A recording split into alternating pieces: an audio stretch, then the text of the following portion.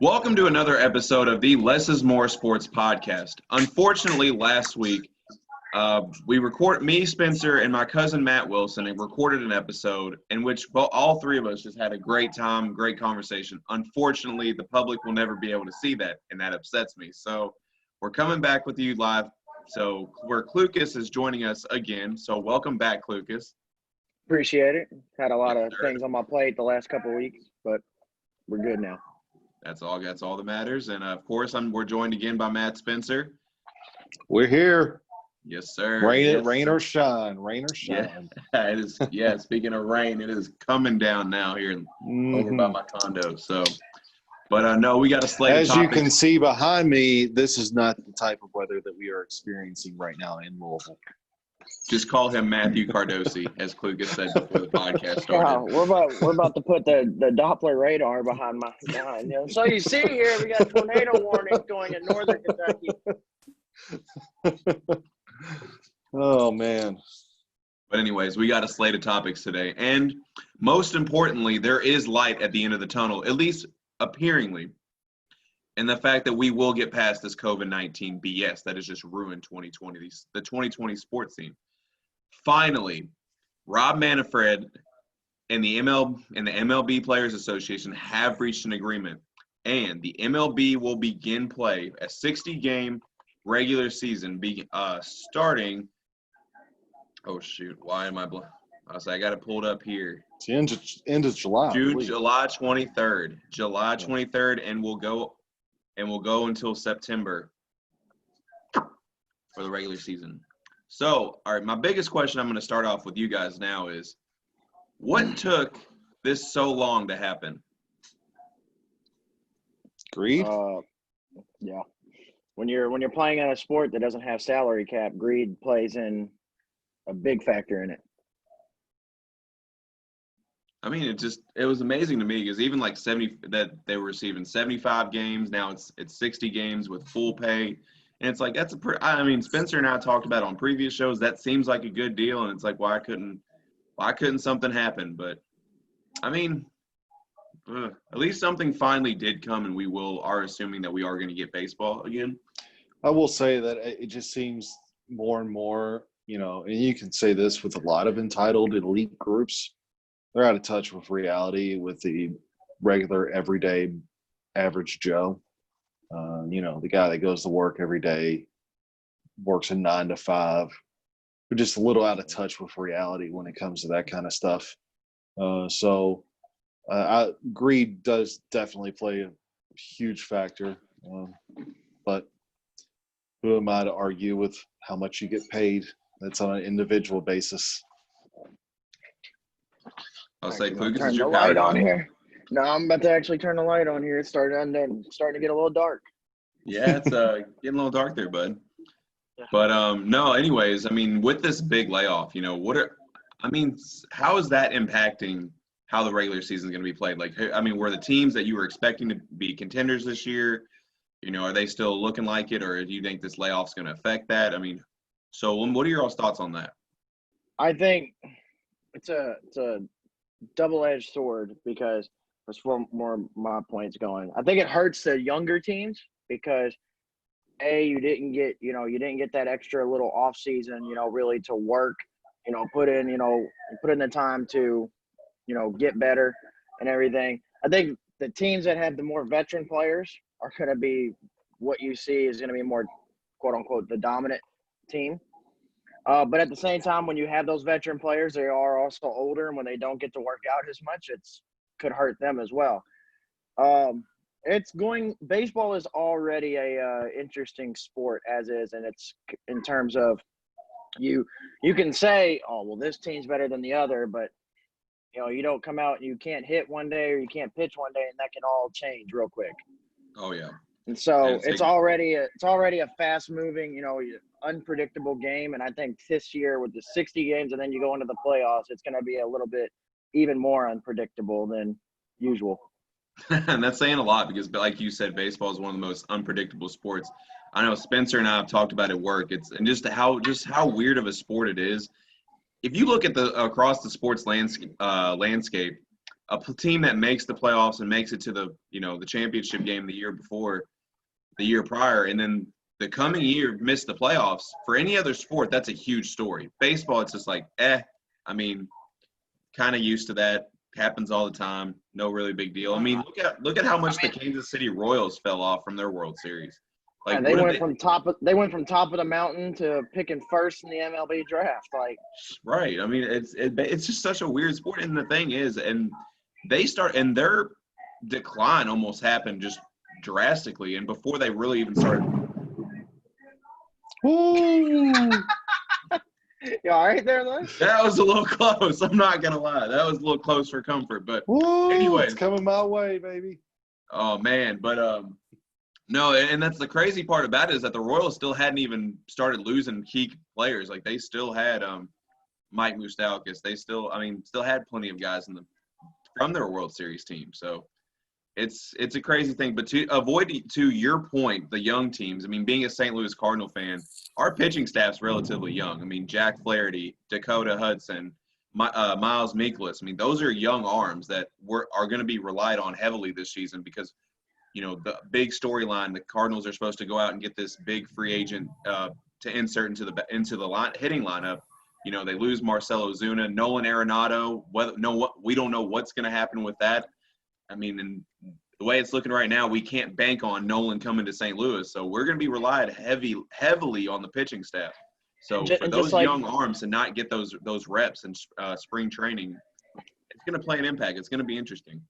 And just like the Cardinals, I mean, even for my team, the Indians, we let go of Kluber this year. We're relying heavily on a much younger pitching staff when you have Mike Clevinger, Shane Bieber. We're relying on a lot of young, very talented pitchers, but when you don't have all that offseason to work, how does it affect them? Are they going to be able to – do they just pick it right back up? Is it just, nothing for them, or is it slow? Or do they get off to a slow start and then maybe eventually by the playoffs, by the time they kick around, are they going to be back into it? So, and by then, is it too late? Yeah, I think it's very interesting because if you follow the MLB season from previous years, even when I was young, I mean, I just think you have waves where teams are really good, for 2/3 of the season, then they kind of fall off. Teams, have a great second half and they make the playoffs. You can think of Giants in years past. I remember when the Mariners broke the overall regular season record for wins back in 2001 with Ichiro and all them. And they didn't even make the ALCS. So it's going to be very interesting because you've got 60 games. So really you're dealing with about a 35 to 40% regular season compared in last year's or previous yeah, I mean, seasons. You're cutting down 120 games. I mean, yeah, you're going from 182 regular season game to 60. Right. So, I mean, yeah, you're literally cutting down 122 games of your regular season that you usually play. Now, granted, every player doesn't play every game, but when you're cutting down, like you said, 75, 80% of your games. I could see a team about 20 games in getting hot and riding that all the way through. And I've seen it. I've seen teams do it for 2-3 months. So Nationals last year. Mm-hmm. Yeah. No, maybe nobody outside of Washington, D.C. probably ever would have thought that the Nationals had a chance at going to the World Series, let alone winning it last year. And they got hot and they rode it all the way through. Yep. So and that momentum carries in that that clubhouse. So yeah, winning is the most in sports. Winning is the most addictive drug in sports. Yes, because once you hit that, it's fuel and it's automatic. Yep. So I definitely see a lot of close races. I mean, in the Central, of course. I'll say this before Les gets back on here, but I do think the Reds have a better shot than in years past. They have a I'll good say group. I'll say this before Les hops back in here. I do not think the Cardinals win their division. Yeah, I do think. Yeah, I think it's a toss-up between. I think the Cardinals will definitely be in the conversation, but I think the Reds, Cubs, and Cardinals are going to carry the Central this year. I don't know about that. Well, I think the you like the Cubs are going to Brewers? be kind of The Pirates? I like You like the the Brewers. Brewers? No, the Pirates. Yeah, the Brewers. For me, it's going to be the Brewers, Cardinals, and Reds that carry that division this year. With the Cubs, you still got your questions on what they're doing with Rizzo and Chris Bryant. You don't know what they could end up trading them in this little 60-game period, which could set them back just a little bit, depending on who they get back for it. So just basically off that reason, I'm not going to put the Cubs in that conversation. Brewers, you get Christian Yelich back. The Brewers have, are right in the last 3 years, ever since, the emergence of Christian Yelich, has been right there every year. And so I got them. I think the Cardinals, I would have them win the division if it wasn't for Ozuna being gone. If Ozuna was still – losing Ozuna, yes, the Cardinals are deep, one of the more deeper teams in the MLB. But losing a guy like that, whether you have a guy to replace him or not, it still hurts. And so I think that sets them back just a little bit.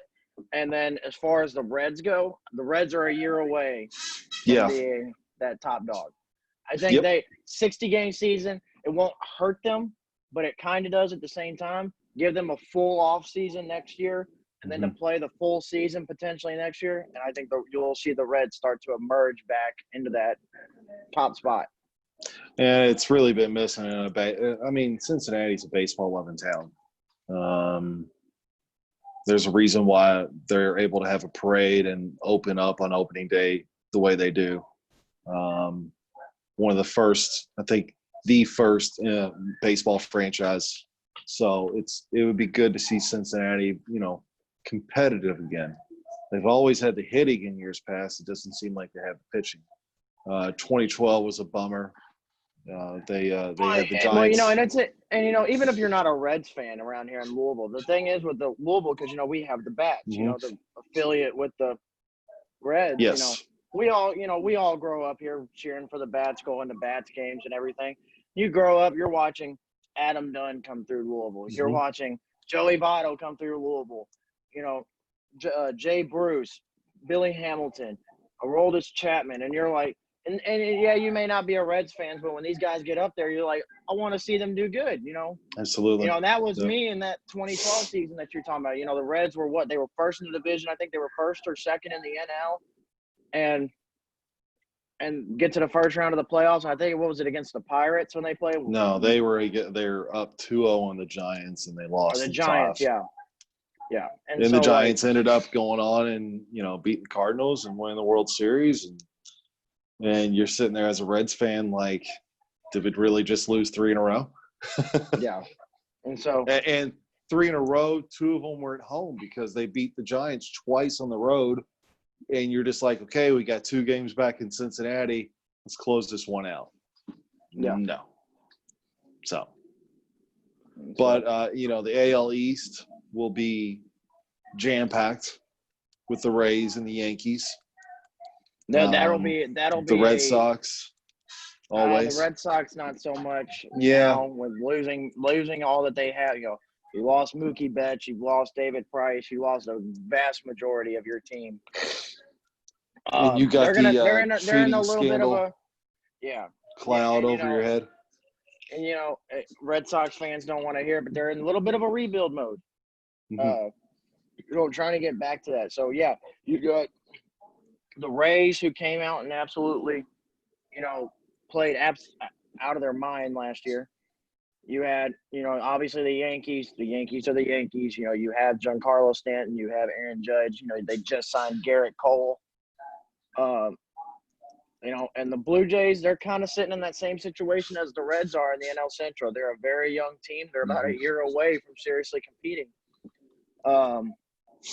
So the East is pretty much going to be a back and forth race between the Yankees and the Rays for the most part. Right. So, and then you look at the Central. It's almost the same. It's almost the same with all the AL divisions, minus maybe the AL West. You look at the Central. It's pretty much going to be a back and forth race between the Indians and the Twins for who who gets that spot. But the West, you have more than likely the Astros are the top dog. That regardless of the cheating and all that. Hold on, give me 1 second. Sorry. What's up with that door? It's a ghost. The dog keeps coming in. Minus the cheating stuff, whether, we all know we don't like it, all that. But the Astros still are the top dog of the AL West. But you still got the Angels right behind them with, that's not even arguably, the best player in baseball with Mike Trout on their team. Yep. And then, they just added Anthony Rendon, who was a huge part of the Nationals, World Series run last year. And then you got the Athletics, who are still just they're one of those teams that will fight and scrap, but they just fall that much short. So there's, that's that. And then you look at the NL. You got the NL Central and the NL East are probably the two best divisions in baseball. You look at the NL East, you've got right there that could very easily win the division. You've got, the Nationals, who are going to still be right there with their pitching. And then you've got the Mets, the Mets emerged, the Braves, and the Phillies. You got 4 possible teams that could win that division. I personally like the Braves to win the division this year. But you got 4 teams that could, at any moment scoop right in and take that. And then we talked about the Central with the Brewers, Cardinals, Reds. You said the Cubs. So, as far as, you could flip-flop who wins those 2 divisions. And then we all know the NL West have run through the Dodgers. We know that. Yeah, the Dodgers are going to win the West. That's a given. It's probably the only division. It's probably the only division. And that was a given. And that was a given, before in prior years. And now you just add Mookie Betts to that, and it just makes it even more of a given. So, I think it'll be fun, simply because I am anticipating one team, and I could almost go one team from each league that'll surprise you, make the playoffs, who we had no idea, who's probably in the bottom, the bottom 15 to 30. All right, so without going through all the divisions, who would be your number 1 surprise team that nobody would expect to probably make it and probably will? Like, if you were of course, to say I would that, like to see the Reds, but the Mets. Mets would be a team that I would throw out there. It's speaking on the Nationals earlier when we talking about who would expect them to make a World Series run. Who ever expected a couple of years ago the Mets to make a World Series run? I know. And that's when we started talking about the Royals. They obviously ended up losing to Kansas City, who ended up taking that huge downfall right afterwards. Right. But all right, so do you have a World Series favorite? I would like to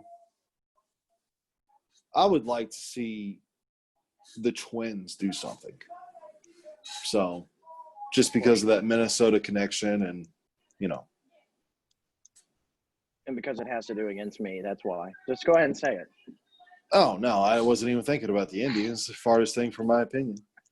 So No, it would be good for Minnesota. I got a little bit of Minnesota blood in me, and Twins have, it's usually the Twins, Cardinals, and Reds for me. But so, do you have a World Series favorite, or who's your team out the AL and the team out the NL? You think right now, as of right now, if you just had to lay the prediction down, who would make it?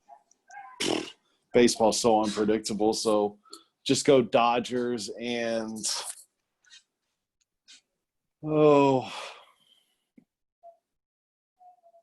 I hate the Yankees, so Rays, Dodgers and Rays. So yeah, I'm with you on the Dodgers, but I hate the Yankees too, but I'm also a realistic person when it comes to that. I think this year we're gonna have the Yankees and the Dodgers. If I had to lay down Les my isn't prediction. here.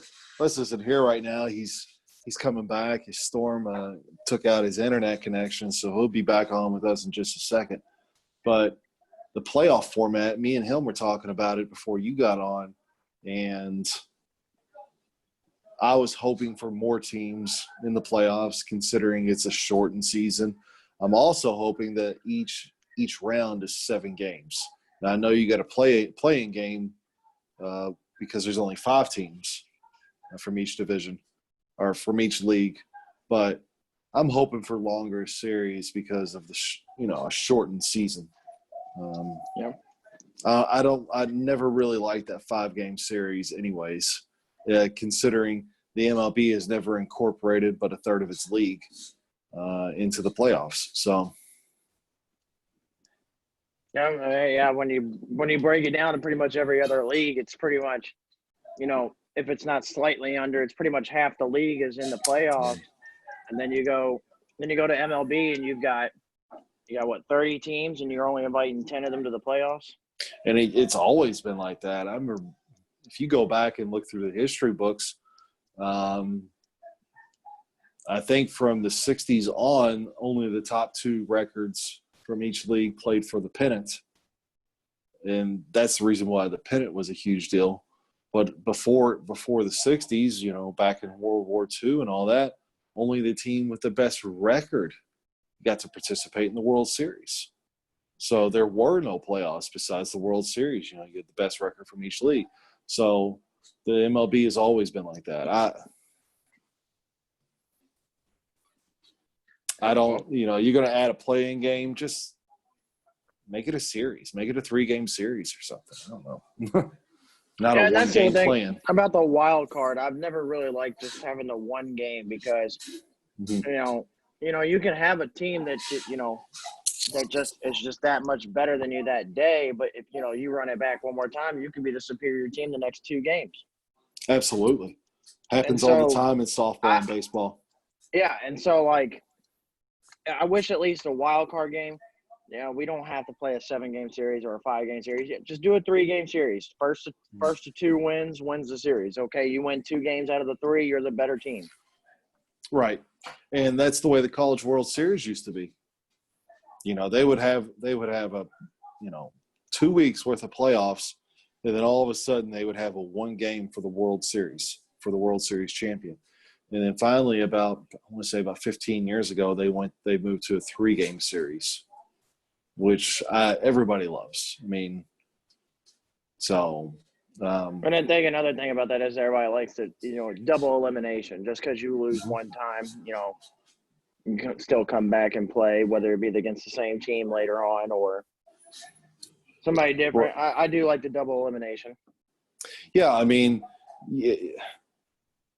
baseball is one of those games where a pitcher can dominate one game, but a pitcher can't dominate a series. And so when you only have 1 game, when you've had usually teams play about 2 series a week, and you play that 1-game series for the wild card. If you're, you're going to throw your 2 aces out there, but if you've got, if my starting pitcher is just that much better than your starting pitcher, we could very easily win that game and we go on to the next round. Well, not necessarily. I mean, you might be able to throw your 2 aces out there, but you got to remember those 2 because of the next round. Exactly. You've got a day of rest in between for the winner who goes on. But you also got to remember the night before they were scratching and clawing in that game to get into the wild card, because it always comes down to the final couple of days, that final weekend in Major League Baseball. So you're throwing your best out there to make sure you're winning those games to get into the wild card. I always thought the 1-game wild card playing was unfair. Yeah, I agree. Well, I'm not sure if Les is going to make it back in time here. Yeah. Wondered. So, starting to lighten up out here, so hopefully his internet gets connected. But all right, so we'll go ahead and we'll transition into the NBA part of this real quick. We'll catch Les up later if we'll get his little takes on the MLB and when he comes back in. So we know the NBA is coming back July 30th. Made official. Official schedule was released yesterday for the 22 teams that were invited to Orlando. We talked about it earlier. There's going to be COVID-19 testing before and after games, before and after practices. Even though that there's been a more outbreak in Florida, the NBA has insisted on that there's A, still going to play, and B, that the teams are safe inside the campuses on Orlando. I know people freaked out this week because, guys like Buddy Hield and Nikola Jokic has come down with, the COVID. But, from what this Kings, Buddy Hield plays for the Kings, isn't part of the 22 teams that are in the playoffs. So, but as far as Jokic goes, from my understanding, he got that on his way back home across international waters from when he was in Serbia. So, I know you're very skeptical on the NBA starting back up. So, I am for a couple of reasons. I'm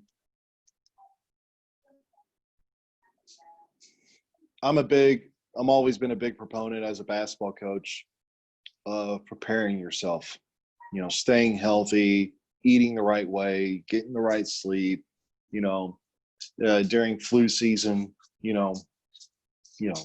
stay up on your medication, stay up on your immune system so you can be ready to play for games so you're not sick, washing your hands a lot. But with COVID, like, you can go out and get a flu vaccine. You can't go out and get a COVID vaccine right now. And so we talked about this last week when you were out of town. But, what happens if Giannis or LeBron or, Kawhi get sick? I mean, they're going to have to be quarantined for 14 days. So that's why I was asking earlier, does the NBA have a protocol on whether or not one of the athletes gets COVID? Because obviously you can't have that person playing in a game. You might infect the rest of the team or infect his opponent. So for LeBron, if he got sick, for him to be sick and away from the Lakers basically just kills their chances. Well, it kills their chances, and it's also, granted, you have other stars, but that also kills your ratings because Absolutely. we joked about it last year during the playoffs around this time. Everybody knows I'm a LeBron fan. We joked about it in the group chat. Where I threw the joke out there, but it was actually a true stat. NBA ratings last year in the playoffs were at its lowest it had been in a while. Part of that being because LeBron wasn't playing in the playoffs. When you don't have your top guy or, some of your top guys playing, nobody's really interested. You also had Game of Thrones on, but we're not going to talk about that. No, I agree with you. I mean, if you don't have LeBron, you don't have Anthony Davis, you don't have Kawhi, you don't have Giannis. Not only are you not going to have TV ratings or people are not going to be nearly as interested, but you're also going to have the critics. And can the NBA handle that? Do they have the best policy? And it's not airborne as people think that it is. Yeah, you can sneeze and masks do protect and whatnot, but really the only way that you can contaminate yourself is by nose, eyes, mouth. That's the only way it can get into your body. And that's been proven.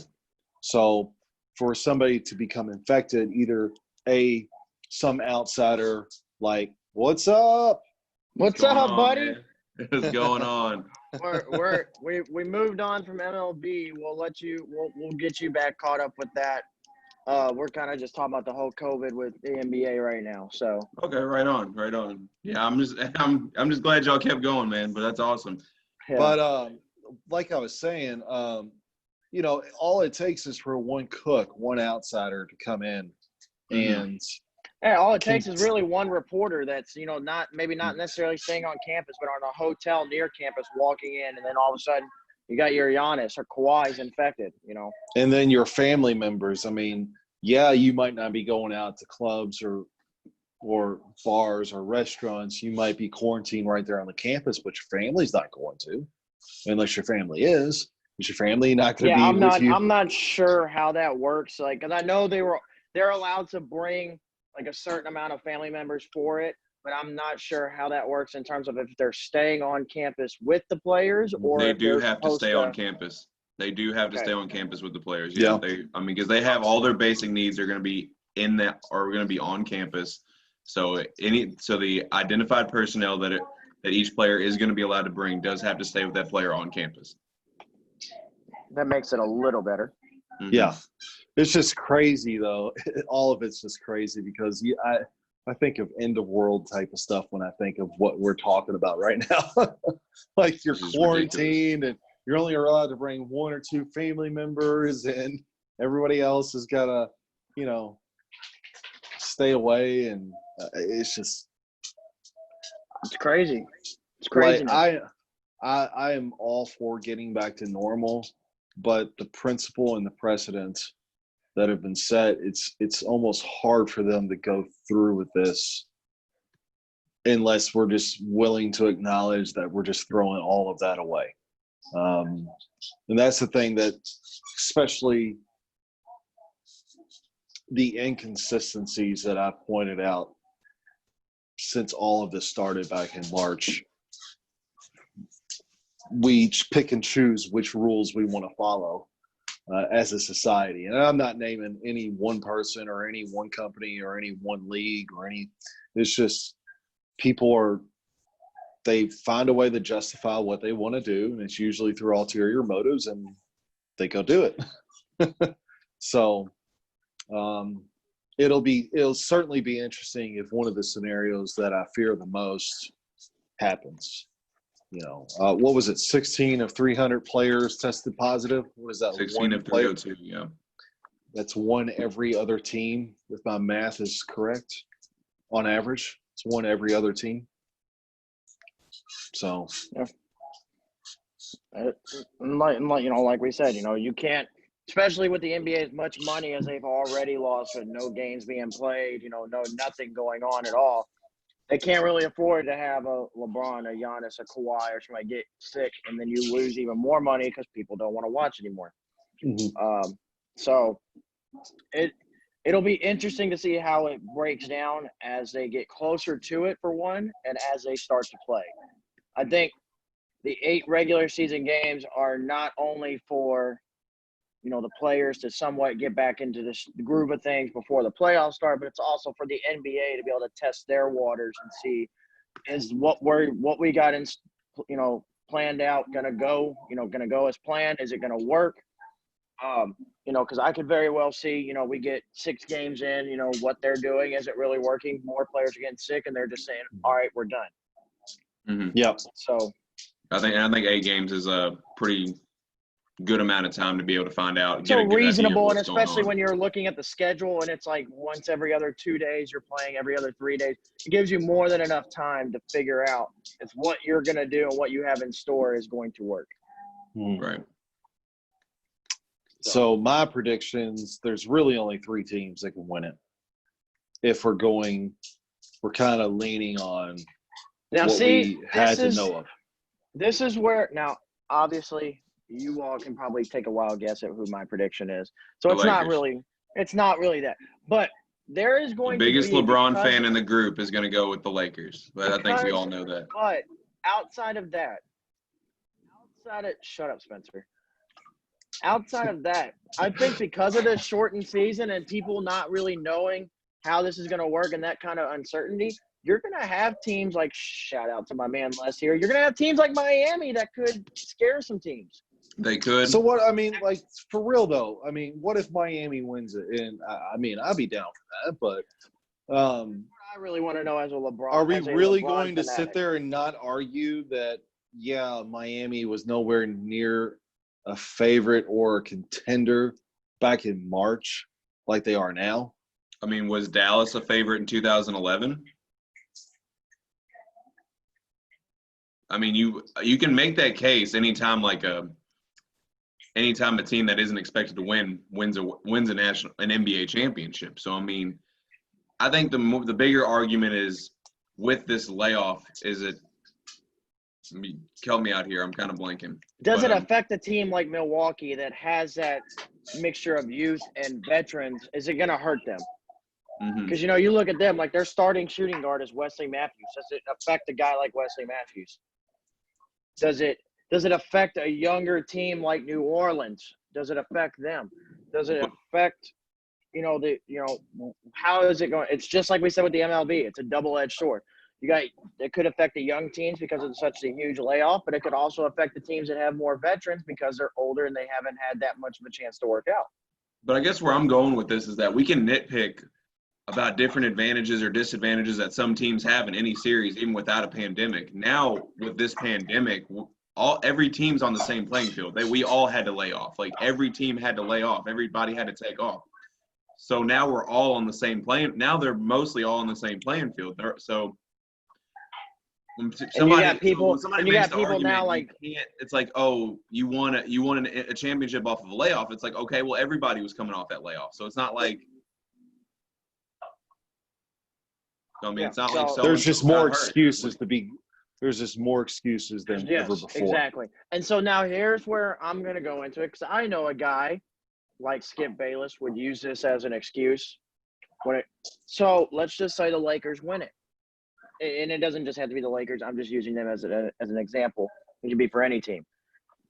If the Lakers or whoever win this finals, is there an asterisk by it? Yeah, in my opinion, it shouldn't be. Because I remember in 2011, 2012, when we had the strike and we didn't start till Christmas Day, everybody was saying, because, obviously, that was LeBron's first ring that year against OKC. Everybody wanted to put an asterisk by it because nobody remembers the strike. Everybody's going to remember COVID. So, but that's my thing. Do we put an asterisk on whoever wins this championship? I mean, in my opinion, you shouldn't, because this is every team that is facing the same battle, though. That's where I'm at.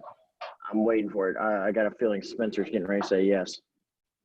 I mean, the only reason why I would ever put an asterisk next to this is if, like, for instance, Giannis or LeBron or one of the starters on the contenders got sick, and you're sitting out for 2 weeks. I can get behind that. Yeah, I mean, that's the problem. That's the problem that I keep on running back to. I don't have a problem with anybody who will win this because it seems fair. The rules are set out for it. You have 2 months to compete for a championship, and if you haven't been training, you should be, but you're also going to have 3 or 4 weeks to practice. Normally, that's what high school teams get from October 15th to November 22nd. So, I mean, you're going to be rested, you're going to be relaxed, deep tissue or not, you're going to be ready to go. So, in the famous words of Pat Beverly, basketball is a year-round sport. Check ball. Roll the ball out there. But Patrick Beverly also said, if LeBron says we're playing, we're all playing. So I want to throw that out too. I get some people wanted to take that the wrong way, but is he lying though? No, not really. If your star player, your top player says, we want to play, and all this, if you're the NBA, do you really go against that? No. Like I said, that's the only problem that I'm dealing with right now. The same would be for, I'm not cheering for LA. I'm going to be cheering for the Clippers. That didn't come out the right way, but yeah, I was about to say.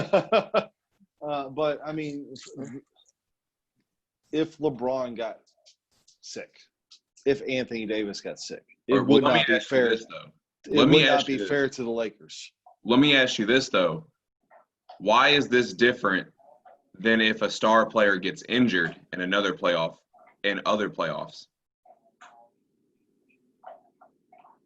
So we're comparing a sickness to an injury now. I mean, An invisible sickness to an injury. What, like, say you're asymptomatic. I'm asking what is the difference on that now? Because injuries, if you're looking at both comparisons, both players are missing. to prevent injuries. There are ways you can train to prevent injuries. You can prevent ACL injuries. You can strengthen the muscles around the knee. And there are ways that we're preventing, like, getting. I mean, okay, there are ways that we're taking precautions to not get COVID by that logic. But obviously, there are ways we can we can train to help prevent injuries, but they can still happen. There are precautions we're taking to not get COVID, but that can still happen. But there's All no I'm saying vaccine is, for COVID. if somebody wants to put an asterisk on this because of something, I'm putting an asterisk on every one of Golden State's NBA titles because they had to play every freaking team with an injured player on the team. So Toronto's getting an asterisk too? Yeah. Yeah, by the logic what we're saying right now. Again, it's not preventable. There's no vaccine. Injuries aren't preventable either. Injuries and sicknesses are different. Okay, so you're telling me if before the documentary came out with Jordan, okay, we all believed that it was a flu, not the food poisoning game. Mm-hmm. It was a flu. Was that reckless for him to play? Does Jordan have to sit that game out? If he had the flu? And if he has to sit out an extended period of time and the Jazz win that series, are we giving an asterisk to the Jazz for winning that championship? That's my question. I mean, if the Jazz personnel poisoned Jordan, if the Jazz personnel poisoned his food, isn't that cheating? Yeah. Say if somebody gets COVID. You're talking about two different things. No. Say if somebody gets COVID. No. Say if somebody gets COVID and goes Rudy Gobert on everybody's locker room, goes in and touches everything. But that's an extreme circumstance, not what we're originally talking about. Is it an extreme circumstance? Because it's already happened. It already happened. Yeah, I know what I'm talking about. Donovan Mitchell got sick. Everybody. Yeah, Rudy Gobert did it for being recklessness around his own guys. You're talking about somebody going into somebody else's locker room knowing they have You're talking COVID. about like Patrick Beverly. You're talking about like Patrick Beverly saying, "Oh, I got COVID. I'm gonna go touch LeBron, Anthony Davis, Giannis."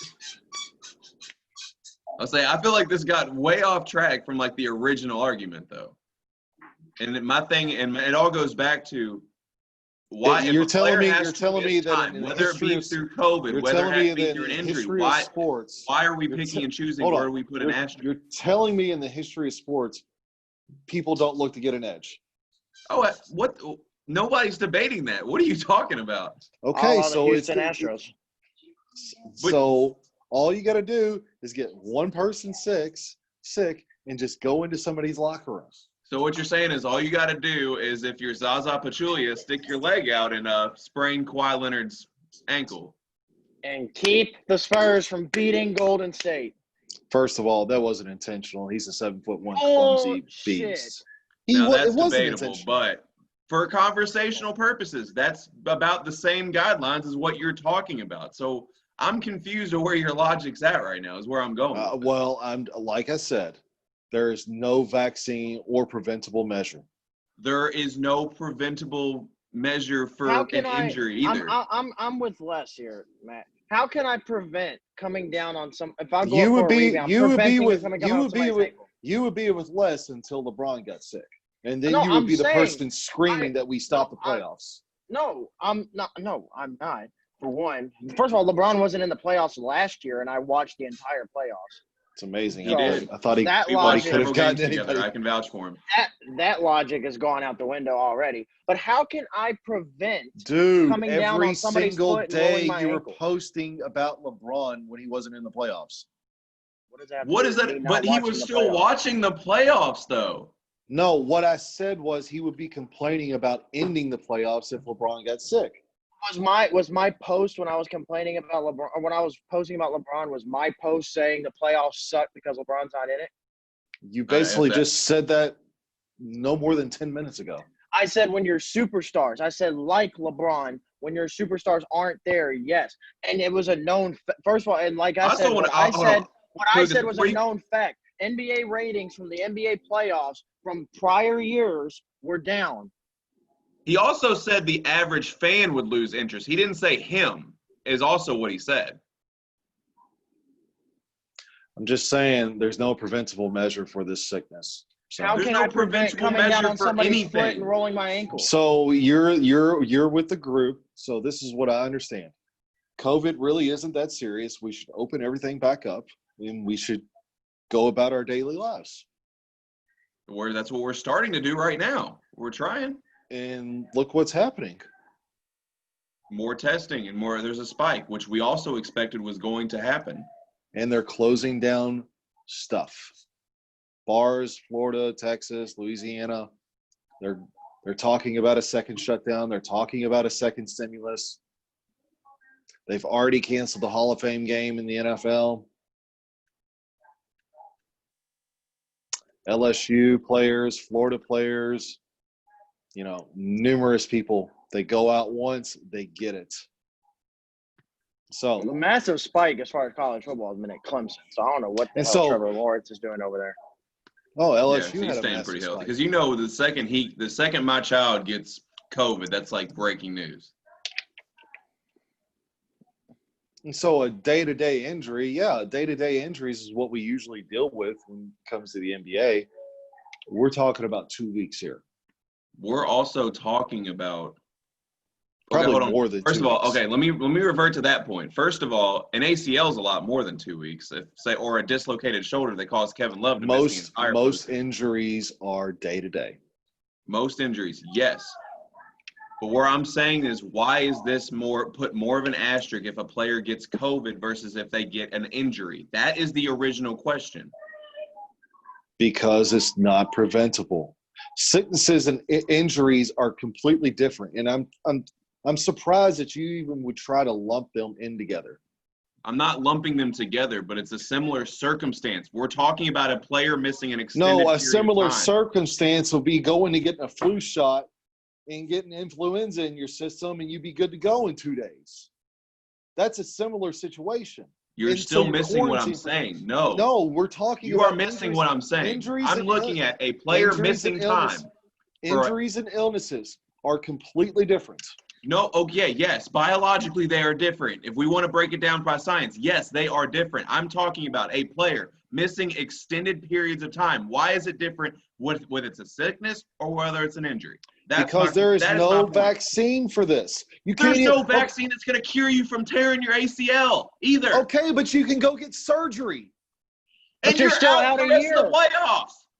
You could still go get surgery and get fixed. I don't know how you think ACL surgeries work, but you are not back in the playoffs after you get surgery. Again, even if you get COVID, there's no vaccine, there's no medicine, there's no cure. With an ACL, you can go have surgery and be back in 9 months. With COVID, you can continue to get it. I don't know why you have that. Like, it is proven that you can get COVID, get over it, and get it again.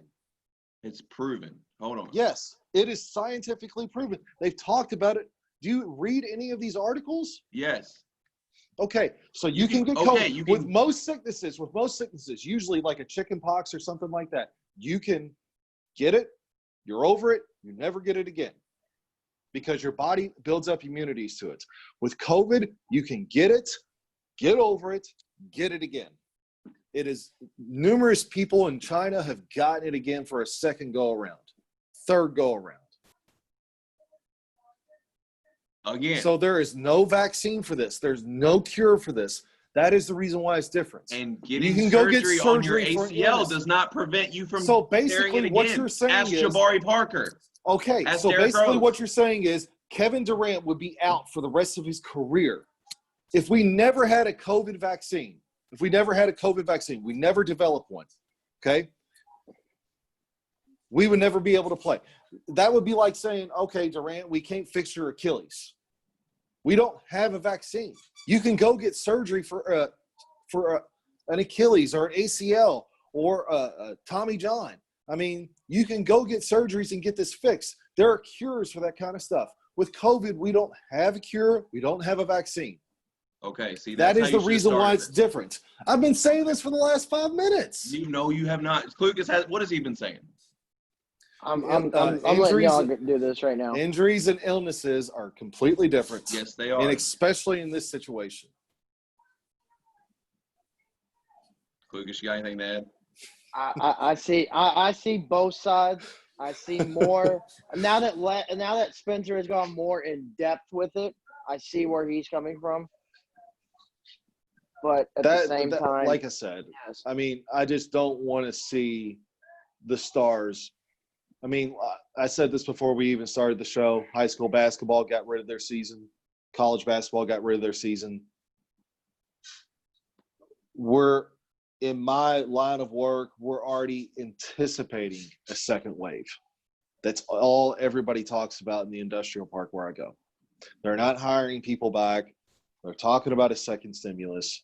You have flu season and COVID season right around the corner. So if they can do this, hats off to them. But I don't even know if we're going to have an NFL season, which is even more depressing. Yeah, because I'd hate to see Philip Lindsay go #1 in our fantasy football draft again this year. He already told me he was taking Mahomes. Oh, he's taking Mahomes? He's taking All Mahomes. right, hold on. Let's backtrack. Who the hell is letting Patrick Mahomes go? Nobody. He has Patrick Mahomes. Oh, okay. So he picked him up in the second round. That should tell Last you, year. ladies and gentlemen, that should tell you exactly everything there is to know about our fantasy football league. Is that Patrick Hey. Mahomes went second round. Player who the guy who wanted him didn't keep him. I'll tell everybody else about our fantasy football league. When you have Russell Wilson, the NFL rushing leader, the NFL receiving leader, and you still don't make the playoffs, that would be how many years in a row? unlucky person right here. Les, have you ever made the playoffs? In fantasy football, like, yes, not in this league though. In this league. No, not in this league. No. So, ladies and gentlemen, Les, how many years have you been playing in this league? Spencer held it up. 3 years. I own it. So, I own it. 3 years. Now, folks, I'm just letting y'all know. I joined this league the year before. I've made back-to-back playoff appearances before Les can even make one. Unfortunately for me, back-to-back years, I've been the best team in the freaking league, and I lose first round. That's true. Mm-hmm. It's like baseball in our league or something. I don't know. Yeah, it's crazy. I'm like the Angels. Who's winning the East? When the East, I got Milwaukee. I got Me Milwaukee too. That's I think we get down as far as Eastern Conference Finals. I think I'm getting down to Milwaukee and Toronto. I think if we're really going to actually start like disagreeing, I think we got to like look at each matchup in the East and West and say who do we think is going to come out of it. Let's do that then. I got it all broke down right here, so I'll just do it, and then y'all can. So first round, you'd have Milwaukee and Orlando. I think that's a sweep. Yeah, Yep. That's 4-0. So then the next one is Miami and Philadelphia, which is probably gonna be the best first round matchup. I got Miami in 6. Mm-hmm. It goes 7. I don't think Joel 7. Embiid. I don't think Joel Embiid comes back in shape. Go figure. I still am question. I still question. And I think Bam Adebayo wants all that smoke with Joel Embiid. Oh, Bam wants all the smoke for one, but I still don't. I'm still not convinced Embiid. Speaking of which, Les, I don't know if you saw it or not. When I shared the post that who is your top 5 centers in the NBA, Bam Adebayo cracked my top 5. Yeah, I'm all right with it. Hey, the NBA rankings have Miami way ahead of the Sixers. So Well, I'm taking apparently Miami. there's some turmoil going on with Tobias Harris as well. So I mean, we don't know. All right. So then next you'd have Toronto and Brooklyn. No KD, no Kyrie. This is a sweep. Toronto. Yeah. Then the last one is Boston and Indiana, and I got Boston and Boston. I got Boston in 5. So then Western Conference first round, you'd have – I think there's not a chance in hell – yes, you could say, yes, I'm calling it rigged. there's not a chance in hell the NBA does not put the Pelicans in as the 8th seed in the Western Conference. So I mean, can you just imagine the storyline like LeBron and Zion in the first round of the Western Conference? LeBron and Zion, all the Lakers traded Ingram and Lonzo and all them for AD. AD playing against his old team. Yes, it's going to be. I mean, for sports writers, ultimate. this is about as like jam-packed action as you can get for a first-round playoff match right here. And with that personally, being said, I just think the NBA is rigged already. You're giving the Lakers a pass, playing the Trailblazers without Ariza. Just call it all off. I don't think Portland's got it. I got New Orleans in there. They're going to. That's what he's saying. Yeah, I know. But the Trailblazers are the 8th seed, right? No, right now it's Memphis. No, it's Portland. Right, it is Portland right now, actually. Last I saw, it was Memphis is the 8th seed as of right now. Which that would even still be a great storyline. You got probably the Rookie of the Year against LeBron. Probably he is the Rookie of the Year. Okay, yes, Klucas, he is the Rookie of the Year. So, but with that being said, all the happy? great storylines, all that have got the Lakers in 5 against New Orleans. I think New Orleans could get 1, and then that's it. I'm with it. Yeah, So Lakers 4 or 5.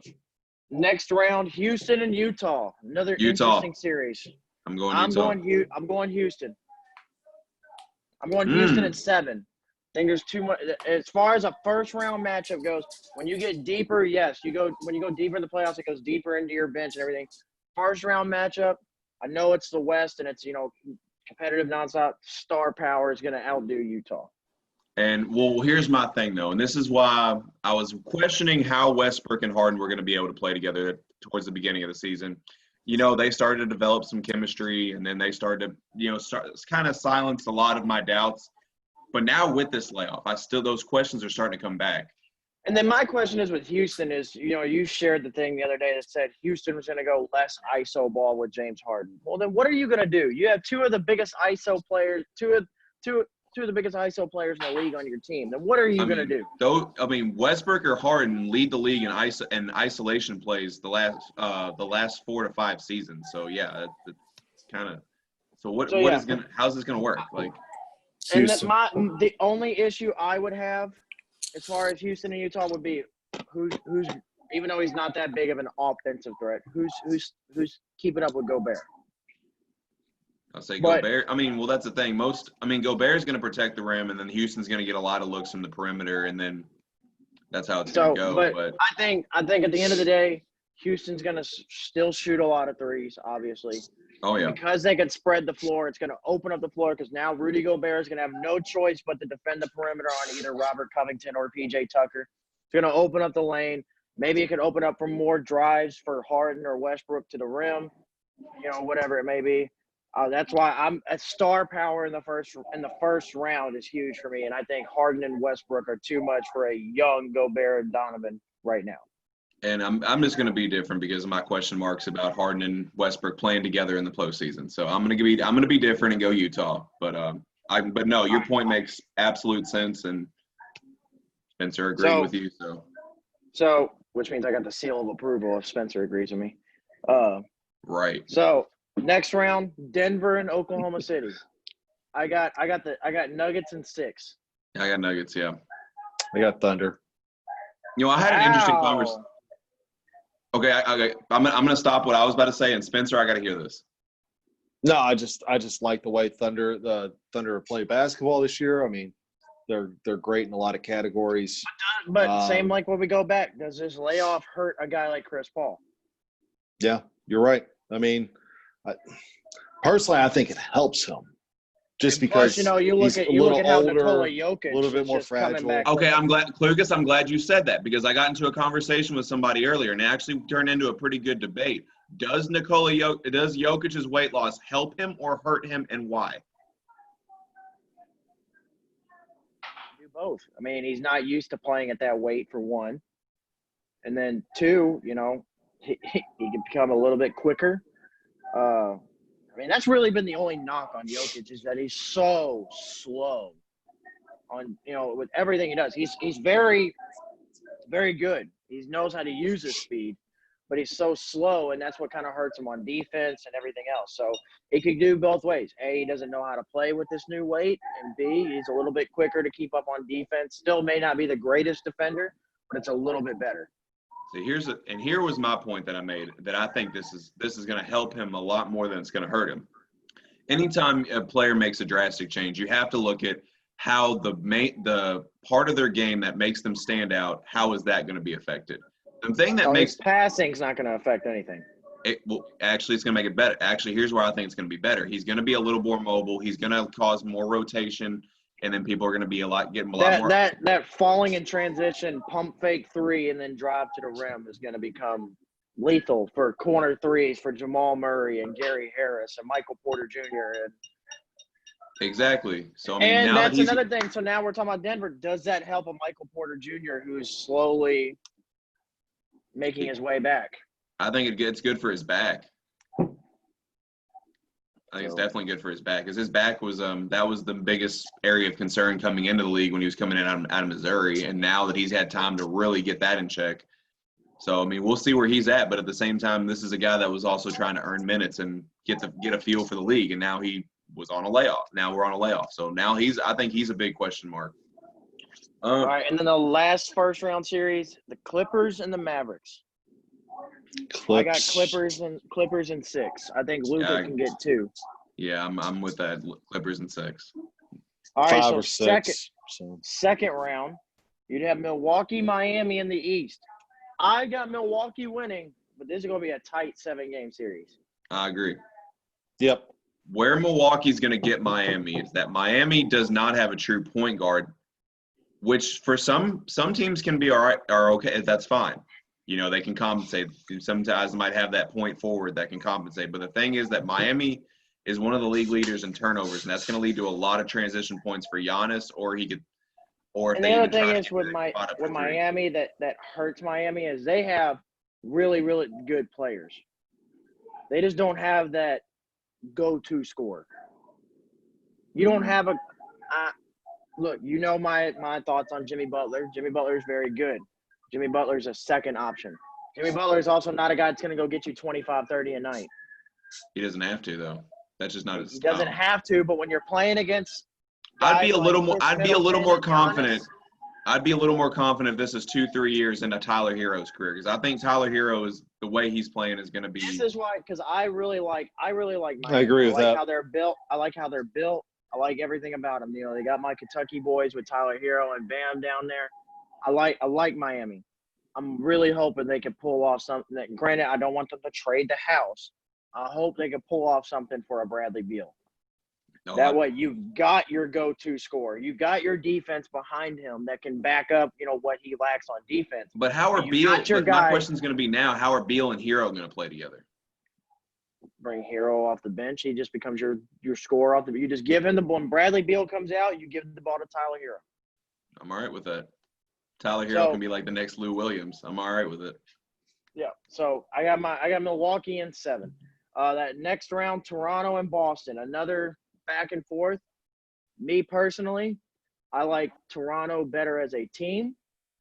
Boston's got the star power over Toronto, but I really like Toronto. Even with losing Kawhi, they really didn't miss a beat for the most part compared to last year. Toronto winning that series. I have Toronto beating Boston in 7. I got Boston in 7. I agree it's going to be a very tight series. I mean, Nick Nurse is he's a very good coach in Toronto, and like you said, they did not miss much of a beat in the regular season after losing Kawhi. However, now that this is in the playoffs, they are going to miss that star player. Siakam, which is true, great. But see, this is where I'm thinking, because we always had up until last year that thought of Kyle Lowry can't perform in the playoffs. Now he has that experience, deep playoff run, and he performed last year. So now – but can he be the go-to scorer, though? It's either going to be him or Siakam. And I'm huge on Siakam, and I think Siakam can take Toronto past Boston. And plus, I'm looking at the bigs of Toronto with Marc Gasol. Granted, not to say Marc Gasol passed. Marc Gasol, Ibaka, Siakam, Chris Boucher. And then I'm looking at Boston's bigs, and you're kind of Enes Kanter is one of the worst defensive bigs in the NBA. Tice is okay. you know. So I like Toronto because of their big man play. Well, here's another thing, but it's going back to what I said about Jokic, that will the weight loss help or hurt him? I think the weight loss for Marc Gasol is going to affect him in a lot more negative fashion than Nikola Jokic, being that Marc Gasol is a more physical player by nature. Now that he's lost all the weight, he doesn't have that extra weight to push you around in the post or put his butt down and grab a rebound or protect the rim. So I think he takes a step back. Yes, he can But you he'll still probably got guys like do more, Ibaka but and all them to back you up. still got to If Gasol was the only big down there that I would say I would agree with you. But because you have a Chris Boucher who really broke out this year for a bench player for them, you've got Ibaka, you still have Siakam. You've got also really good rebounding guards like Norman Powell and Kyle Lowry who are solid rebounding guards. They'll still be fine in that category. But here, where I'm also looking at this too is that this is a Boston team that 2 seasons ago made it to the Eastern Conference Finals. You know, we're very young. You know, Jaylen Brown, Jason Tatum were on the come up, and then they get Kyrie Irving and Gordon Hayward back the next season, and then expectations are to be back to the Eastern Conference Finals. But we all know Actually, the expectations were the NBA Finals last year. They still had to go through. Oh, that's right. You're right. You're right. Sorry, I had my Cleveland teams mixed up, but no, you're right. Me and you were saying at the beginning of the year, we were one of the only ones saying Toronto is the team to watch with Kawhi. Actually, I'm gonna be honest. You were saying that. I actually did not. I was not big on Toronto to begin the season last year because I didn't know which Kawhi Leonard was gonna show up. All right, well, look at me giving credit to you when you don't deserve it. I'm not gonna let you give me credit if I don't deserve it. I am a very nice guy. Spencer would probably disagree, but I'm a very nice guy. I was big on Toronto last year, and yes, I'd said, if I had at the beginning of the year, I said if I'm placing money to be safe, I would say Boston, but I was saying all year, Toronto is that team because of Kawhi, because we all knew Kawhi prior to the injury was an emerging top 3 player in the NBA. And then he got hurt, and then we had questions coming off the injury. Obviously, everything in San Antonio happened the way it did. People kind of fell off from liking Kawhi, and then he went on his run last year. I'll say, and before, I'm not going to spend too much time on that because I want to finish my point about Boston. But my thing with Kawhi, it's not that I question his abilities. Is where he was at mentally. I didn't know if he was going to want to show up. That was my thing. But back to why. How dedicated was he to Toronto last year? Right. That's where my head was at. But now back to Boston, being that they had a disappointing playoff run last year. Kyrie Irving goes to Brooklyn. They bring in Kemba Walker. Has already shown that it's a much better fit. Gordon Hayward's another year reunited with Brad Stevens. It looks a lot more comfortable. And I think this is where Jaylen Brown and Jason Tatum really take that next step to show that they are one of the best young duos in the NBA. So I think that's where I think I put them above Toronto in 7. But to your point, I do want to give the shout out to the Toronto Raptors because I think they develop players really well. I think you look at the Siakam, Bouchers, or the OG Ananobis and all the other guys that they have developed. And their X's and O's, their game plans. I love what Nick Nurse is doing, but I got to go Boston for the series. Yeah, I'm leaning Boston too, just because they've ran into the Sixers a lot. The Sixers seems to be their Achilles heel. So the fact that they don't have to play the Sixers this time around, if things hold true, I could see them winning this series in 7, 6 or 7. So just depends on where that home game is. So then you move out west. You have Lakers, Rockets, where we go more in depth. Lakers. Everything. I got Lakers in 6. Yep, Lakers. Yeah, 5. I got Lakers in 5. Lakers in 5. And then Clippers and Nuggets. I got Clippers in 6. Yeah, I agree with that. Yeah, I have no issue with that. Alrighty. So then, obviously, where me and you kind of disagree, Milwaukee, Toronto. I got Milwaukee winning in 7. I don't think it matters who plays who. Milwaukee's winning the East. Yeah, I'm kind of with that too. I think if it's Boston, it's Milwaukee in 7.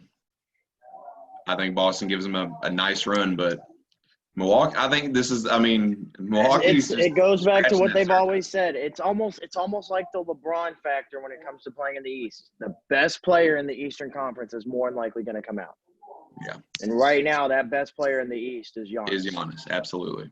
Well, yeah, yeah, the West is so much stronger than the East, so it only stands to reason because the East has been weak for a long time. I'm gonna argue the gap isn't as big as some people think, but It's not as big as I'm it not used gonna be to be. that guy to make that hot take that the East is better, but I'm gonna say I don't think the gap is maybe as big as some people think. It's better. It's better than what people give credit for, and it's going to eventually get better once this young 55, talent 45. develops. Once this 55, young 45. talent 55-45. That Oh, was the okay. win I'm all right with percentage.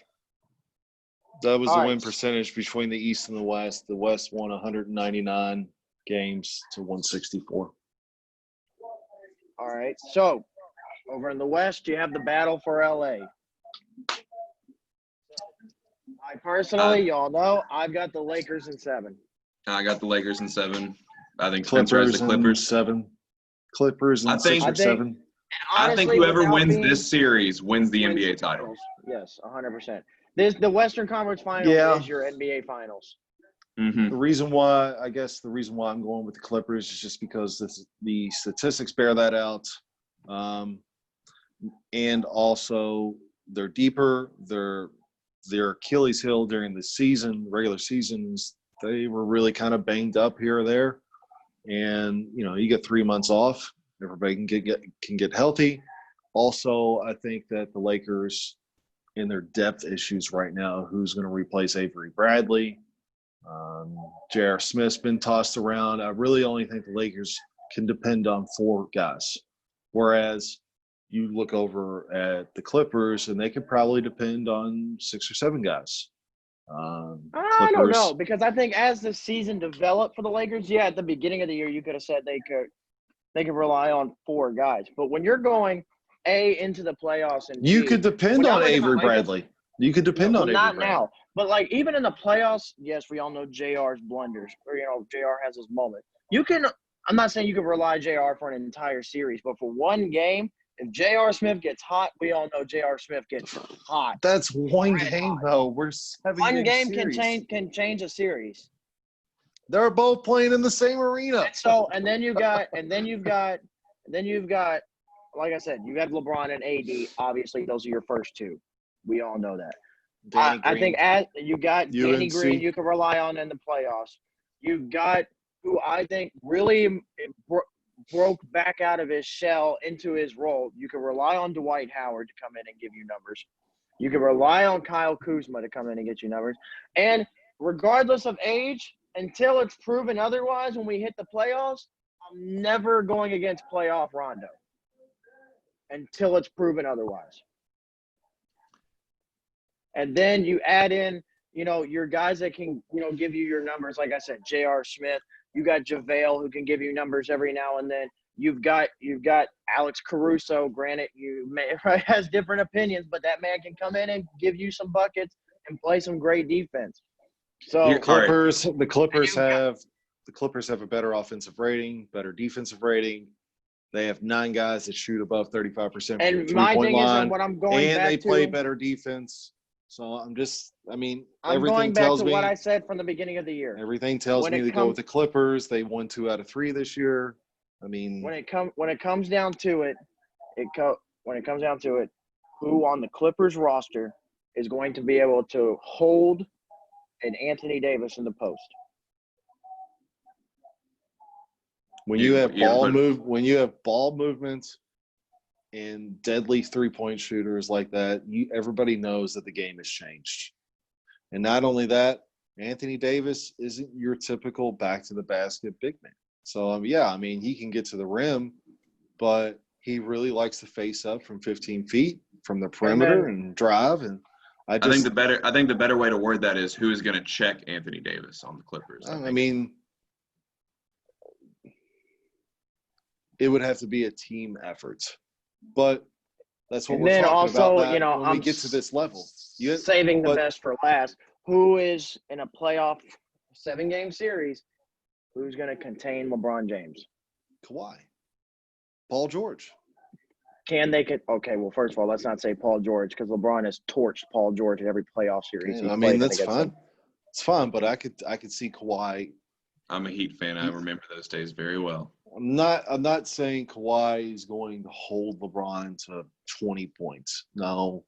You could still keep LeBron in check if you force him to commit a lot of turnovers and give up 28 points. 28 points and 8 turnovers. It becomes – and series like this where the teams are elite, great star power on both sides, it comes down to possessions and efficiency. When you have possessions and efficiency, I'm taking the most efficient team in this. So, yeah, I'm gonna take the Clippers. They shoot it better from the free throw line. They shoot it better from the field. They shoot it better from the three-point line. They play better defense. They move the ball around better. I'm sticking with the Clippers right now until I see some more basketball. So I'm with Klucas. I'm going with the Lakers. It's hard for me to go against playoff LeBron. Now you give him Anthony Davis. You give him a fairly deep team. Maybe not as deep as the Clippers, I do agree with. But this is one of the more complete teams I think LeBron has had in his career.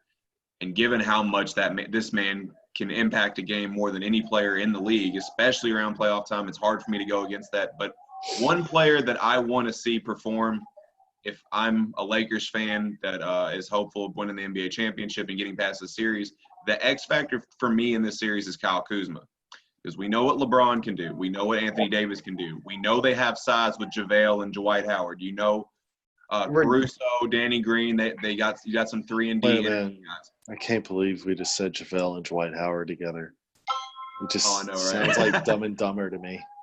Dumb and Dumber. We can make like an entire Shaq in a full series out of these two. That's like the first. This is like the Mount Rushmore of the Shaq in the full Hall of Fame. I absolutely agree with that. But they are big and they are athletic and they can protect the rim. They are good. They are good basketball players. Give me that. But the X factor for me being Kuzma, given all that, is that Kuzma is that next guy in line who has potential to be a very good scorer in this league. But he's been struggling to find his role this season with this new LA lineup. If he can get it together, I think if you give Kuzma, if you get the similar production from Kuzma that you got, before LeBron gets there, now obviously numbers not as high, but efficiency wise, that makes a difference. This little, regardless of shortened down, whatever. This little playoff series is going to determine whether the Lakers keep Kuzma or let him go. This is your shot. So, and I've been a lot bigger on Kuzma than most people because I've said before, Kuzma at his highest potential is good enough to be a third option on a championship team. And now is his time to prove with this Lakers team that's in prime position to compete for a championship that he could be that third option on a championship team. Yeah. So, I agree. So for me, unless it's Lakers in Milwaukee, for you it's the Clippers in Milwaukee. I've got Lakers over Milwaukee in 6. I'm with it. Yeah, I've got the Clippers over Milwaukee in 6. Milwaukee Godzilla movie over here. Milwaukee and the Lakers. 7. Flip a coin. Couldn't tell you. Personally, in my opinion, right now, it's Milwaukee. It's the Clippers, Milwaukee, and then Lakers in my NBA rankings. So they're all pretty similar. It's going to go 6 or 7. It's going to be a competitive Final Four. I know that. Mm-hmm. All right, so we'll transition back to baseball a little bit for you. We kind of, for the most part, me and Spencer broke down each, not like to the full extent, but we broke down each division. Pretty much quick rundown. We said the AL East. It's pretty much going to be the Rays and Yankees battling back and forth for who wins that division. Central, kind of same thing, except with the Indians and the Twins battling back and forth. West, it's, regardless of your opinion on it, the AL West kind of runs through the Astros, and you got the Angels and the A's right behind them. The NL West, we all know it's the only division in baseball. We all know it's ran through the Dodgers. There's not any other really team that could compete with them out there as far as I'll say, taking that is division. Bruce Bochy still the coach of the Giants? I mean, the manager of the Giants, or did he retire?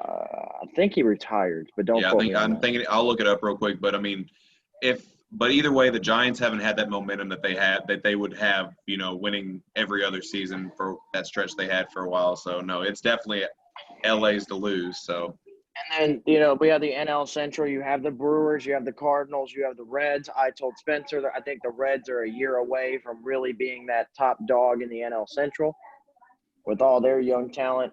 And then the NL East, you got the Braves, Phillies, Mets, Nationals that could, very easily, either one of them you could flip and who wins it.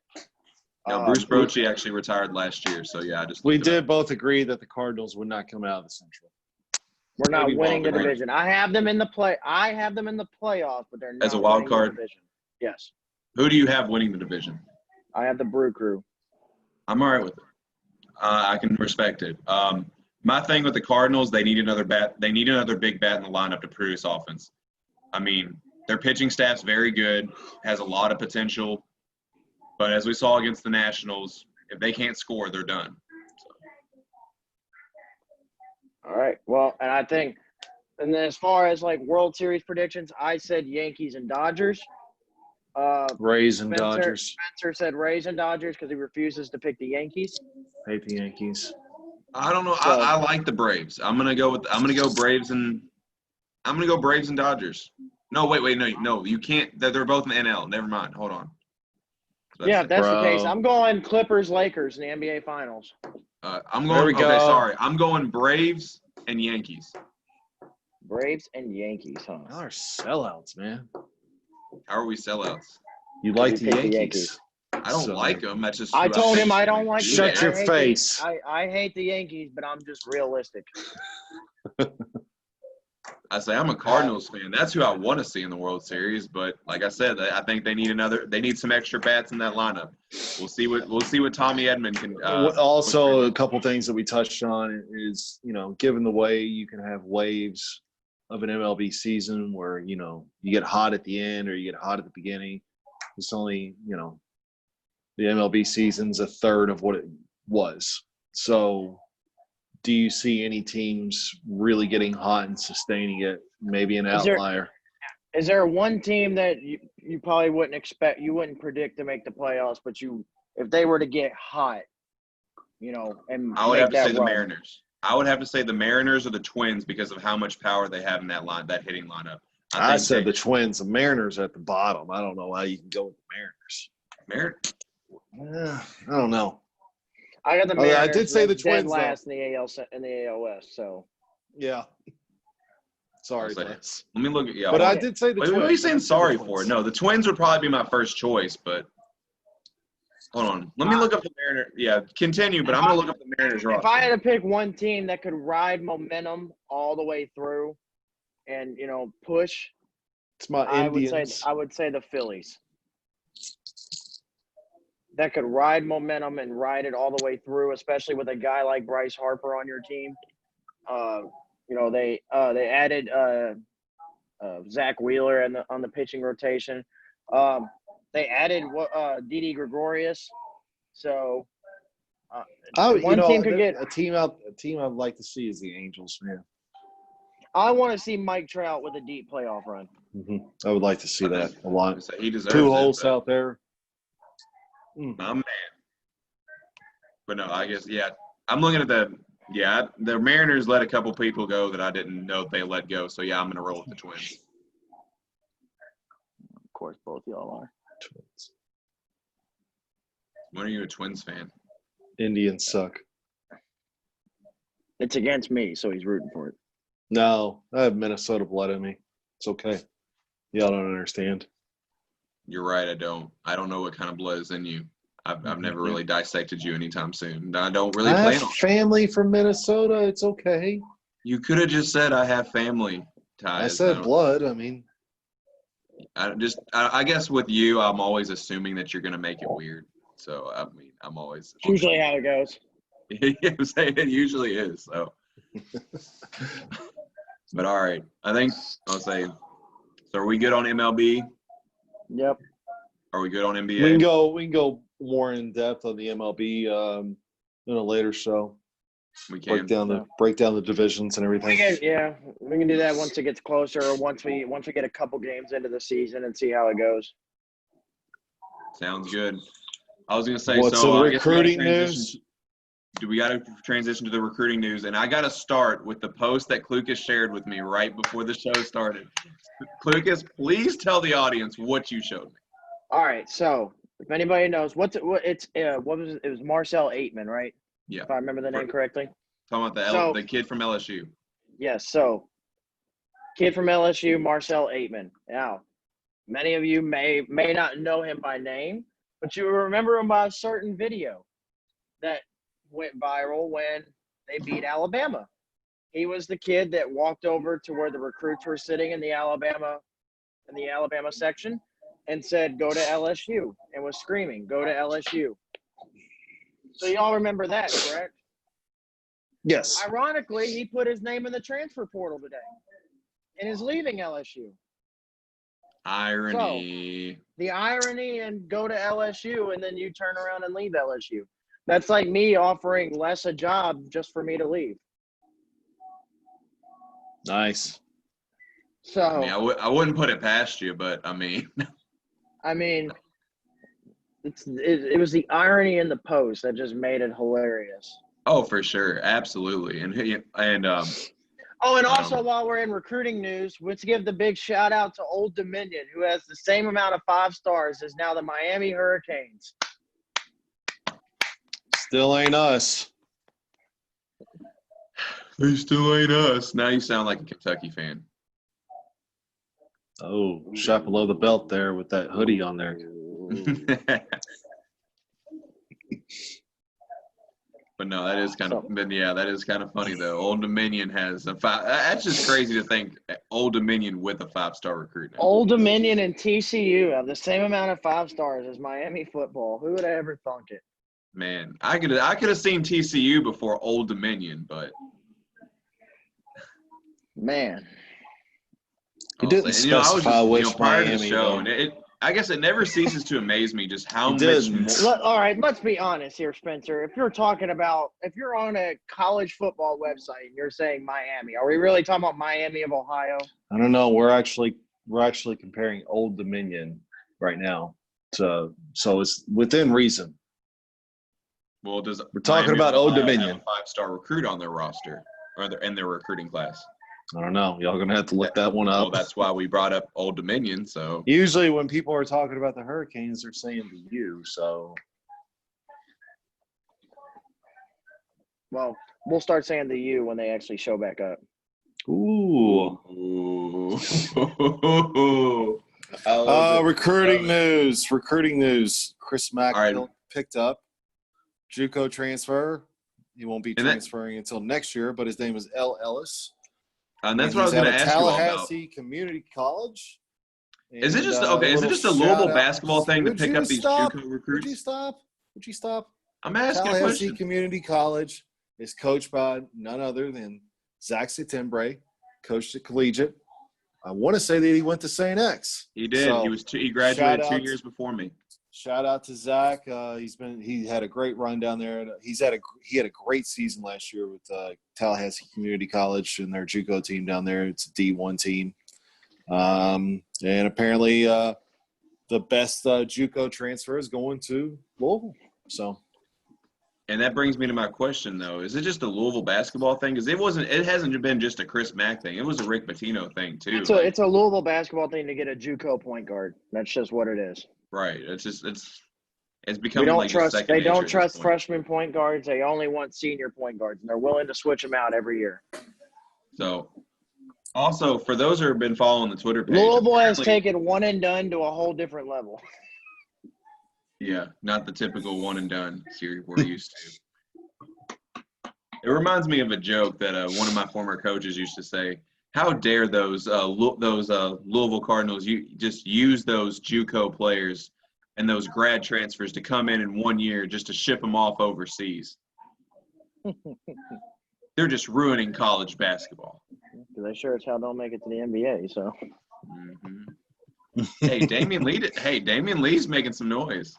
Okay, yeah, Damian Lee's only on a roster because he's dating Steph Curry's sister. He's making noise on and off the court. Yeah, that's all I gotta say. But anyways, no. So also, for those who follow the Twitter page, know that there might be some rumors that aren't actually true. Like Boogie Ellis was rumored to be transferring from Memphis, but I was talking to somebody. I got into a conversation with somebody over on Twitter over this weekend. Apparently, there's no news that Boogie Ellis is transferring. So as of right now, Boogie Ellis is projected to be the starting point guard at Memphis this fall.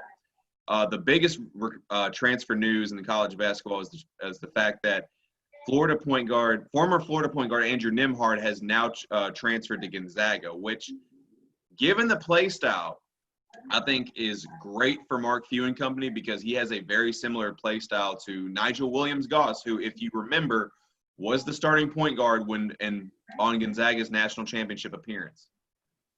Yeah, well, they also had Zach Collins and Sabonis on that team. So, I mean, they're going to have some other people too. I mean, it's Gonzaga. They develop well. They feed off they feed off transfers and guys that aren't heavily recruited. Hey, you want to talk about a team that feeds off transfers? It's Gonzaga. They absolutely feed off transfers. Yeah, I think it's always found it interesting how Mark Few built his teams. Like I said, he feeds off the guys that you overlook and transfers. I just found it interesting to always look at a Gonzaga team every year. But I mean, being a Duke fan, there was a lot of momentum whether Andrew Nembhard might go to Duke because he would probably have to sit out, so it would not have affected his playing time. Jeremy Roach's playing time this year. So the argument began with a lot of Duke players. I mean, a lot of Duke media. You know, is Duke going to go after Nembhard, or is they going to go after Kennedy Chandler? Now it looks like Kennedy Chandler's gaining all the momentum, so we'll see what happens on that.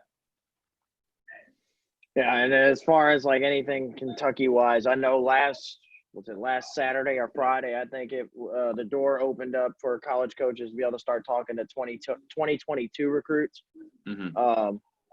And so I know that's, immediately as soon as that door opened, Cal was immediately taking flights and taking phone calls from, I believe when I read the article, it said 7 of the top 10 players in the 2022 class immediately. So I know of at least 2 of them that are heavily favored to head to Kentucky off the top, or heavily favored to pick Kentucky to go to.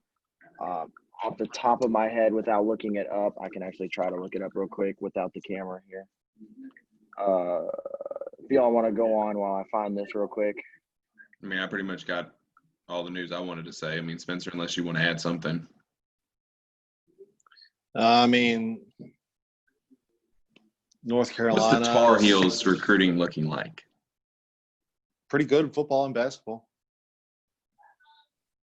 So top five in football, and I just read an article, I want to say it was Thursday, that they're looking to become number 1 in basketball, talking about how the NCAA cloud is not over their head anymore, and, picking up some big-time recruits and having a good class. So I was like, they do have a good class, and based on the season they had last year, they definitely need a breath of fresh air in Chapel Hills. I mean, I like last year Caleb was Love. one of those anomaly. So, you had a lot of injuries, never had any continuity. And it was kind of like I was telling you all preseason last year, is that outside of Cole Anthony, they didn't really have a lot of scoring presence. I mean, Baycott still has a lot. I mean, the player that everyone would tell me and would always debate with me that could score is Baycott. And I specifically remember saying Baycott is very raw. He's going to need time to develop. And he showed flashes of potential, and I never doubted that. But here's my thing now. Is who's going to get more playing time? Who's going to get more touches? Is it going to be Baycott? Is it going to be the other Sterling Manley? Not Sterling Manley. Sterling Manley and, oh gosh, Walker Kessler's Brandon Robinson. That's the thing. Walker Kessler's coming in next year too. Dayron Sharp's coming in. So they're going to be loaded at big. So who's going to be getting those minutes? Who's going to be getting those minutes is pretty interesting to me. My gosh, the guy, I can't believe I forgot his name. It's going to be 1 second. Because I'm pretty He's been sure there. He's been there for 3 years. that you're the Carolina expert, so I'll never ever claim to know more than you. I tell you, when he was on the floor, they won most of their games. But that was the problem, is we missed him a lot last year. Garrison Brooks. Garrison Brooks. He's a 6'9", 6'10" forward. He was a 4-star out of Alabama when we picked him up a couple years ago. And Sterling Manley really hasn't developed into the big that we would hope. But, Baycott promised that he was going to come back, with a fire. So I'm excited to see him in his sophomore season. He looks like a type of guy that would stay 2 or 3 years. So you do have Walker Miller at 6'11". Kessler. Walker Miller. Kessler. I'm sorry. Or unless we're talking about two different people. We are talking about two different people. Okay. Sorry about that. We have Walker Miller. He's a junior. He's 6'11". So might have picked him up out of a JUCO school.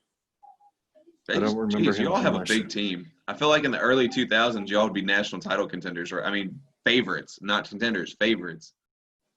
Carolina's one of those blue bloods. They're always viewed as a contender, kind of the same way that Duke and Kentucky are. But no, that is just a big team. Yeah. All right, so I found the two guys. I'm gonna spit them out real quick. Brandon Huntley Hatfield's the number 1 power forward in the 2022 class. I believe he's like the number 4 overall rated player in the class. Heavily favored to attend Kentucky. And then Sky Clark, combo guard, can play point, can play shooting guard, more of a scoring guard, so probably more of a 2 guard. Is heavily favored to commit to Kentucky at some point. So, we're about running out of time. So, is there any closing things you all want to add? No. I won't be here next week, so we will miss you. So make sure y'all hold the fort down. I'll say next week's a big day, isn't it? Yes, it is the big day. It will be. Not only is it 4th of July, as for the fans that were expecting Jackson Light to be on the show last week, we have rescheduled to next week. So Jackson on July 4th will be on the Less is More Sports podcast. I will try to find 30 minutes. I can't promise you. That's okay. I will not be in. I can't wait for Spencer to jump in. Why didn't you choose Miami? I can't wait for Klucas to jump in and be like, Ohio State is going to kick Oregon's ass. And I'm just waiting for it. And I'm just going to say, Klucas, I'm just going to look at him. We're doing this on I'm Zoom. just going to look at him and say, Mario question, Cristobal is going to Miami, so might as well follow. Question's going to be, how do you feel knowing that Jack Sawyer is just going to have his way with your entire offensive line that game? Dude, I will tell you this. If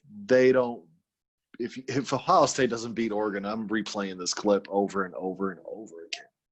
Well, it'll be 2 years from now, so you got 2 years to wait, bud.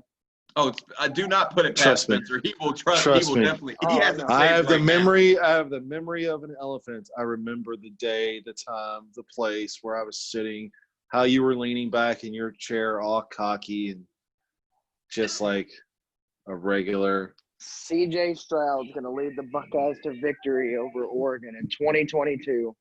I was like, who's the other? Are you sure it's going to be C.J. Stroud starting? I'm not sure. I'm really. The other one looks pretty good too. I'm really torn between the two. I'm really torn between Kyle McCord and C.J. Stroud. So I think both are very talented quarterbacks. I think both are very good. I think the sad part is Ryan Day can go so many different ways with an offense in terms of he can play with just a pocket passer quarterback along with having that dual threat. So it's really hard to. I think Stroud is the more of the playmaker, whereas McCord is more of the surgeon, the guy that can pick you apart. Yeah, I feel like Stroud's got the higher potential too. Mm-hmm. So we'll see. Derek King, he will have more than 7 wins, unlike what Klucas said a couple months ago. I gave them 10 wins. What do you mean? No, you did not. I have a screenshot. You said 7 or 8 wins. I literally said 10. I will pull up my No. notebook. Okay. All right. So I'm As soon talking as I about your get up. screenshot on Facebook. You said you didn't care that they had them. It was only going to be 7 wins. I have okay, it. I want you to send me that screenshot as soon as we get off here. All right. Gotcha. Speaking of getting off here, that's all the time we have for today. I want to thank everybody who's going to listen and please give us your feedback, what you liked, what you didn't like. But until next time, I'm your host, Les Abbott. See you guys. We out. Hey, Spencer, you like my flag? Hold on. We're still recording. Oh, I hate it, dude. Jeez. Heck yes. Post-credit scenes. Look at that. Look at that jersey.